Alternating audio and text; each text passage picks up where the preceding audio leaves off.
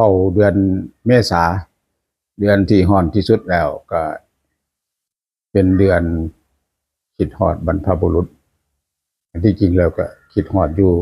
เป็นช่วงๆเป็นระยะเวลาสิ่งที่คิดฮอดเพิ่นแม่นเฮาเคยเป็นเด็กน้อยแล้วก็เพิ่นก็เฮ็ดอีหยังให้เฮาจักหน่อยจังแม่ย่านี่อันนี้ไพ่แม่ย่าเด้แม่ย่ากันหาปู่โสภาเพิ่นจะเป็นเด็กน้อยเพิ่นเคยเอาซีนไปหมกไฟหมกขี้เถ้า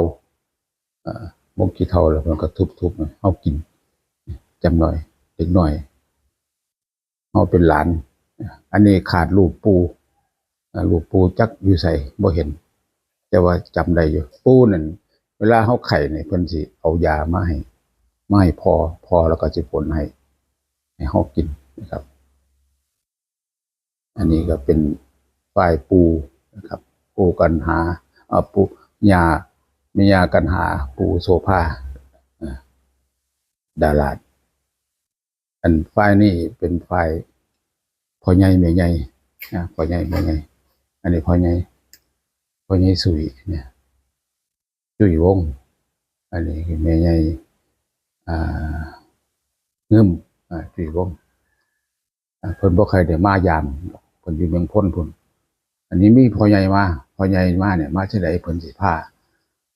เฮาไปกินกาแฟร้อนจำได้ยามมื้อเช้าหนาวปานใดเพิ่นก็จำได้เวลาเพิ่นมาแล้วเพิ่นก็พาให้นอนนำแล้วหนาวเนี่ยเพิ่นสิมาฮอดเพิ่นสิมายามหนาวมายามหนาวปานใดเพิ่นก็บอกว่าอย่าหนาวบ่ได้หนาวอย่าติงว่าซั่นว่าถ้ามันหนาวหลายถ้าเฮาติงนี่มันสิมาจับขาเฮาว่าซั่นว่ามันตัวเฮาเด้ตัวให้เฮาบ่ดิ้นหนาวหลายอันนี้พ่อใหญ่แม่ใหญ่อันนี้แม่ภาพนี้จำได้ว่าแม่เป็นไข้หวัดเป็นไข้หวัดละวันนี้มีเพิ่นมาถ่ายรูปเพิ่นก็บ่ใครถ่ายสมัยก่อนบ่คนบ่อยากถ่ายรูปย้านว่าซั่นว่าย้านตายว่าซั่นเลยบ่ถ่ายอันนี้เพิ่นเอาสาดเด้อนะ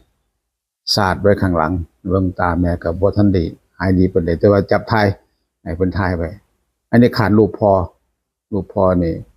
ตอนเพิ่นเสียเอาไว้บ่ทันจักภาพไปใส่รูปคักๆก่อนนึงไปเลยบ่ได้ภาพเพราะฉะนั้นในเดือนเมษายนเนี่ยก็คิดฮอดเพิ่นมีกิจกรรมเฮ็ดให้เฮาต้องเป็นเด็กน้อยคิดฮอดนะครับคนเฮามี3มื้อมีอดีตมีอนาคตแล้วก็มีปัจจุบันอันนี้เป็นเรื่องอดีต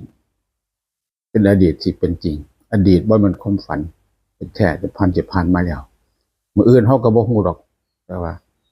ว่ามีจริงอยู่มีแท้อยู่เฮาฮู้แต่ปัจจุบันนะครับสำหรับเดือนเมษายนแต่ละปีทุกปี